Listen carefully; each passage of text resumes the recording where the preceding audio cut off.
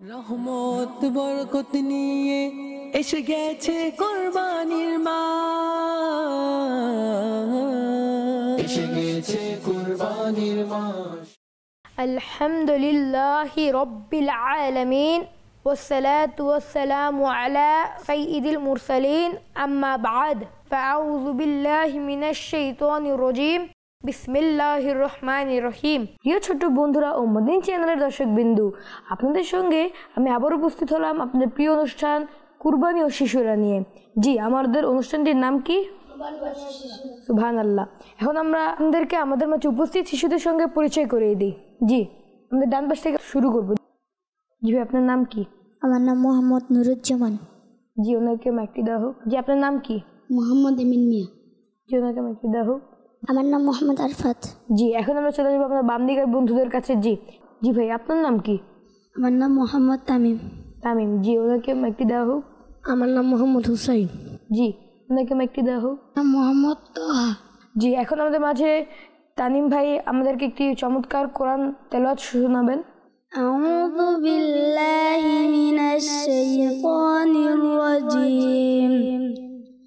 বিসমিল্লাহির রহমানির রহিম।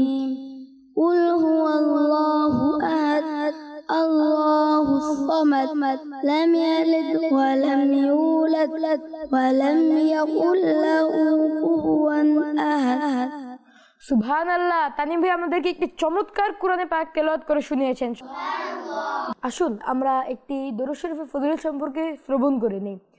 রাসূল সাল্লাল্লাহু আলাইহি ওয়াসাল্লাম ইরশাদ করেন যে তোমরা যদি কোনো কিছু ভুলে যাও তাহলে আমার প্রতি বেশি বেশি করে দরুদে পাক পাঠ করো, তাহলে তা তোমাদের স্মরণে এসে পড়বে। সুবহানাল্লাহ। সাল্লু আলাল হাবিব সাল্লাল্লাহু তাআলা আলা মুহাম্মদ সাল্লাল্লাহু আলাইহি ওয়াসাল্লাম। জি আমার ছোট্ট বন্ধুরা ও মদিনা চ্যানেলের দর্শকবৃন্দ, এখন আমরা আমাদের প্রথম সেগমেন্টটি শুরু করব, যার নাম হচ্ছে কুরবানি আল্লাহ তাআলার এক মহান নিয়ামত। আল্লাহ তাআলা আমাদের অনেক অনেক নিয়ামত দ্বারা ধন্য করেছেন, যা আমরা চাইলেও গুণে শেষ করতে পারবো না। আল্লাহ তাআলা ইরশাদ করেন, কানজুল ঈমান থেকে অনুবাদ, তোমরা যদি আল্লাহ তাআলার নিয়ামত গুণে দেখো তবে তা গুণে শেষ করতে পারবে না। পারা 14 সূরা নাহাল আয়াত 18। কুরবানি এটা আল্লাহ পাকের এক মহান নিয়ামত।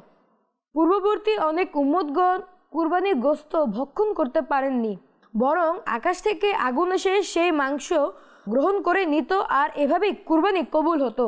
কিন্তু আল্লাহ পাক আমাদের প্রতি অনেক করুণা করেছেন এবং আমরা কুরবানি গোশত ভক্ষণ করতে পারি।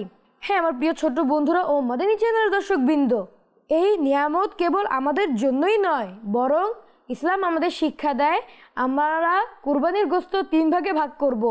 এক ভাগ আমরা দিব আমাদের আত্মীয় স্বজনকে, এবং দ্বিতীয় ভাগ গরিবদের জন্য, এবং তৃতীয় ভাগ আমাদের নিজেদের জন্য। জি আমার ছোট্ট বন্ধুরা ও মদিনা চ্যানেলের দর্শকবৃন্দ, আল্লাহ পাক এই পশুগুলোকে সৃষ্টি করেছেন, এই পশুগুলোর গোশত আমাদের জন্য হালাল করেছেন যেন আমরা তা ভক্ষণ করে শক্তি ও সতেজতা পেতে পারি আর বেশি বেশি করে আল্লাহর জিকির ও ইবাদত করতে পারি। সুতরাং আমাদের উচিত আল্লাহ তাআলার ইবাদতে বেশি বেশি করে মগ্ন থাকা ও আল্লাহ তাআলার জিকির করা। সুবহানাল্লাহ। জি আমার প্রিয় ছোট্ট বন্ধুরা ও মদিনা চ্যানেলের দর্শকবৃন্দু, আমাদের এখন প্রথম সেগমেন্টটি সম্পূর্ণ হয়েছে। এখন আমরা অগ্রসর হব আমাদের দ্বিতীয় সেগমেন্ট প্রশ্ন উত্তর পর্বে। জি চলুন। এখন আমাদের দ্বিতীয় পর্বের প্রথম প্রশ্নটি হচ্ছে, উট কুরবানি করার ক্ষেত্রে নিম্নে কত বছর বয়সী হওয়া আবশ্যক? 5 বছর। সুবহানাল্লাহ, উত্তরটি একদম সঠিক হয়েছে। জি এখন আমরা আমাদের দ্বিতীয় প্রশ্নটি করব আমাদের আরাফাত ভাইয়ের কাছে। জি মাইকটি ওনাকে দেওয়া হোক। জি ভাই, আমাদের এই দ্বিতীয় পর্বের দ্বিতীয় নম্বর প্রশ্নটি হচ্ছে, একবার নামাজে কতবার সালাম ফিরানো হয়? 2 বার। সুবহানাল্লাহ, উত্তরটি একদম সঠিক হয়েছে। সুবহানাল্লাহ। জি এখন আমাদের তৃতীয় প্রশ্নটি করব আমরা বাম দিকে আমাদের তানিম ভাইয়ের কাছে। জি মাইকটি ওনাকে দেওয়া হোক। দুম্বা, ছাগল ইত্যাদি পশুর ক্ষেত্রে জবাই বলা হয়, উটের ক্ষেত্রে কি বলা হয়? নাহর করা বলা হয়। সুবহানাল্লাহ, উত্তরটি একদম সঠিক হয়েছে। মাশাআল্লাহ, এ পর্যন্ত আমাদের মাঝে সব বন্ধুরাই সঠিক উত্তর দিয়ে আসছেন। আমাদের চতুর্থ নম্বর প্রশ্নটি হচ্ছে, 9 জিলহজ তারিখে হাজিরা কোন ময়দানে অবস্থান করেন? আরাফাত ময়দানে। মাশাআল্লাহ, উত্তরটি একদম সঠিক হয়েছে। সুবহানাল্লাহ। জি আমার প্রিয় ছোট্ট বন্ধুরা ও মদিনা চ্যানেলের দর্শকবৃন্দ, আমাদের এ পর্বের সর্বশেষ নম্বর প্রশ্ন করব এখন আমরা আমাদের তোহা ভাইয়ের কাছে। জি ভাই, আমাদের দ্বিতীয় পর্বের সর্বশেষ নম্বর প্রশ্নটি হচ্ছে, রোজাকে আরবি ভাষায় কি বলা হয়? সন বলা হয়। সুবহানাল্লাহ, উত্তরটা একদম সঠিক হয়েছে। সুবহানাল্লাহ। জি আমার ছোট্ট বন্ধুরা, ইতিমধ্যে আপনারা দেখতে পেলেন আমাদের মাঝে উপস্থিত প্রতিটি বন্ধুই চমৎকারভাবে উত্তরগুলি সম্পূর্ণ করেছেন। জি আমার প্রিয় ছোট বন্ধুরা ও মদিনী চ্যানেলের দর্শকবৃন্দ, এখন আমরা আমাদের তৃতীয় সেগমেন্টের দিকে অগ্রসর হব। জি, আমাদের তৃতীয় সেগমেন্টটির নাম হচ্ছে নাম্বার 1 অ্যাক্টিভিটিস। এই সেগমেন্টে আমাদের কাজ হচ্ছে আপনাদেরকে একটি শব্দ দেওয়া হবে এবং এই শব্দ দ্বারা আপনাদের একটি বাক্য গঠন করতে হবে। জি ইনশাআল্লাহ আমরা পারবো তো? ইনশাআল্লাহ। জি, এখন আমরা আমাদের সুন্নতি তরিকায় আমরা ডান দিক থেকে শুরু করব। এখন আমরা আমাদের প্রথম শব্দটি নিয়ে চলে যাব আমাদের প্রথম বন্ধুর কাছে, নুরুজ্জামান ভাইয়ের কাছে। জি ভাই, আপনার জন্য আমার শব্দটি হচ্ছে হজ। জিল হজ মাসে হাজিরা হজ করে। সুবহানাল্লাহ, উত্তরটি একদম সঠিক হয়েছে, মাশাআল্লাহ। জি, এখন আমরা আমাদের পরবর্তী বন্ধুর কাছে চলে যাব আমাদের পরবর্তী শব্দটি নিয়ে। জি, আমাদের দ্বিতীয় ভাইকে দেওয়া হোক। জি, আমার আপনার জন্য শব্দটি হচ্ছে ইব্রাহিম। ইব্রাহিম আলাইহিস সালাম আমাদের জাতি পিতা। মাশাআল্লাহ, উত্তরটি একদম সঠিক হয়েছে। জি, এখন আমরা চলে যাব আমাদের ডান দিকে সর্বশেষ ভাইয়ের কাছে। জি, ওনাকে মাইকটি দেওয়া হোক। জি আরাফাত ভাই, আমার আপনার জন্য শব্দটি হচ্ছে মক্কা। মক্কাতে কাবাঘর অবস্থিত। সুবহানাল্লাহ, উত্তরটি একদম সঠিক হয়েছে। জি আমার প্রিয় ছোট্ট বন্ধুরা, মদিনী চ্যানেলের দর্শক বৃন্দ, এখন আমরা চলে যাবো আমাদের বাম দিকের ভাইদের কাছে। জি ভাই, মাইকটা ওনাকে দেওয়া হোক, প্রথম ভাইকে। আপনার জন্য আমার শব্দটি হচ্ছে মদিনা। মদিনাতে নবীজির রওজা আছে। সুবহানাল্লাহ, উত্তরটি একদম সঠিক হয়েছে। জি, আমাদের পরবর্তী ভাইকে মাইকটি দেওয়া হোক। জি, আমার আপনার জন্য শব্দটি হচ্ছে ইসমাইল। ইসমাইল আলাইহিস সালাম একজন নবীর নাম। সুবহানাল্লাহ, উত্তরটি একদম সঠিক হয়েছে। সুবহানাল্লাহ। জি তোহা ভাই, আমার আপনার জন্য শব্দটি হচ্ছে কুরবানি। আমরা আল্লাহর জন্য কুরবানি করি। সুবহানাল্লাহ, উত্তরটি একদম সঠিক হয়েছে। জি আমার ছোট্ট বন্ধুরা ও মদিনী চ্যানেলের দর্শকবৃন্দ, এখন আমরা আমাদের তৃতীয় সেগমেন্টটি সম্পূর্ণভাবে শেষ করে ফেলেছি। এখন আমরা চলে যাব আমাদের চতুর্থ নম্বর সেগমেন্টে, নফসের কুরবানি। প্রিয় ছোট বন্ধুরা ও মদিনী চ্যানেলের দর্শকবৃন্দ, আমরা মহান কুরবানি ঈদ উপলক্ষে আল্লাহর পাকের হুকুমে পশু কুরবানি করি যেন আল্লাহ পাক আমাদের প্রতি সন্তুষ্ট হন। সুবহানাল্লাহ, সুবহানাল্লাহ। এই কুরবানির মাধ্যমে আমাদের শিক্ষা দেওয়া হয় যেভাবে আমরা পশু কুরবানি করি সেইভাবেই আমরা যেন একই সঙ্গে আমাদের মাঝে অবস্থিত বদ অভ্যাস ও মন্দ কাজ কুরবানি করে ফেলি। আমাদের মধ্যে খুব খারাপ একটি অভ্যাস হলো মিথ্যা বলা, কিন্তু কিছু দুরন্ত শিশুর এই অভ্যাস হয়ে যায় যে তারা মিথ্যা বলে, তারপর সেটাকে জোর করে সঠিক বলে দাবি করে, বলে আমি তো মিথ্যা বলিনি। এরপর একটার পর একটা মিথ্যা বলে থাকে, এমনকি কখনো বলে আমি তো মজার ছলে মিথ্যা বলেছি, আমি তো মজা করেছি। অথচ প্রিয় ছোট বন্ধুরা মদিনী চ্যানেলের দর্শক বৃন্দ, মজার ছলেও কেউ যদি মিথ্যা বলে থাকেন তা গুনাহ হয়ে যায়।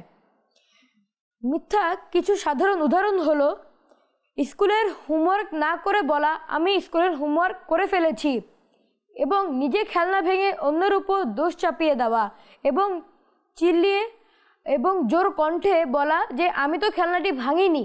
এবং আরেকটি উদাহরণ হচ্ছে কেউ আমাকে না মেরেও আমি তার উপর দোষ চাপিয়ে বলি যে সে আমাকে মেরেছে এবং তাকে একটি বড় বিষয় করে তুলি। আল্লাহ তাআলা আমাদের এই গুনাহ থেকে বাঁচার তৌফিক দান করুক, আমিন। এই হলো মিথ্যার কিছু উদাহরণ যা শিশুদের মধ্যে প্রায় দেখা যায়। প্রিয় ছোট্ট বন্ধুরা মদিনী চ্যানেলের দর্শক বৃন্দ, মনে রাখবেন মিথ্যাবাদীদের আল্লাহ তাআলা ও তার প্রিয় রাসূল সাল্লাল্লাহু আলাইহি ওয়াসাল্লাম পছন্দ করেন না। আল্লাহ পাক কুরআন শরীফের 17 নম্বর পারা সূরা হজ আয়াত নং 30 এর ইরশাদ করেন, আর মিথ্যা কথা থেকে বেঁচে থাকো। প্রিয় ছোট্ট বন্ধুরা মদিনী চ্যানেলের দর্শক বিন্দু, আমরা মিথ্যা কথা থেকে বিরত থাকবো ইনশাআল্লাহ।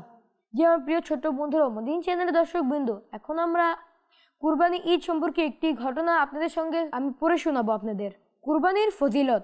আল্লাহ পাকের হাবিব সর্বশেষ নবী হজরত মোহাম্মদ মুস্তফা সাল্লাল্লাহু আলাইহি ওয়াসাল্লাম ইরশাদ করেন, যে ব্যক্তি কুরবানি করে তাকে কুরবানি পশুর প্রতিটি লোমের বদলে একটি করে নেকি দান করা হয়। সুবহানাল্লাহ।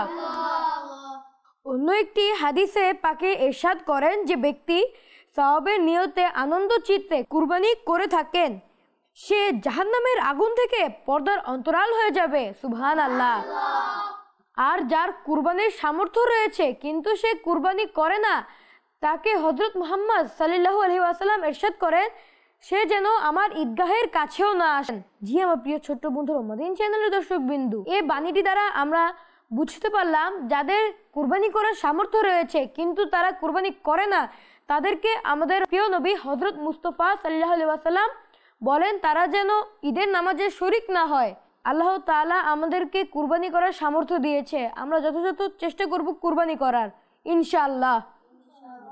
জি আমার প্রিয় ছোট্ট বন্ধুরা, মদিনা চ্যানেলের দর্শক বৃন্দ, এখন আমরা আমাদের অনুষ্ঠানটি শেষ করার পূর্বেই একটি কালাম শ্রবণ করব আমাদের আরাফাত ভাইয়ের কাছ থেকে। জি মাইকটি ওনাকে দেওয়া হোক।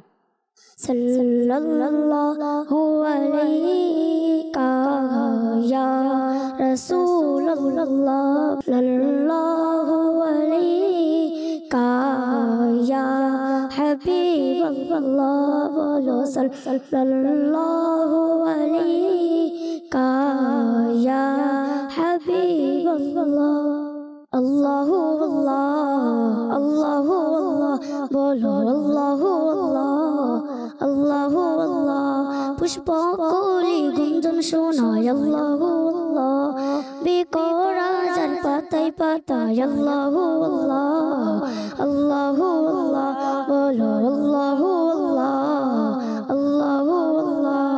মেঘন পরে বৃষ্টি ঝরে যায় আল্লাহু আল্লাহ, আল্লাহু আল্লাহ, আল্লাহু আল্লাহ।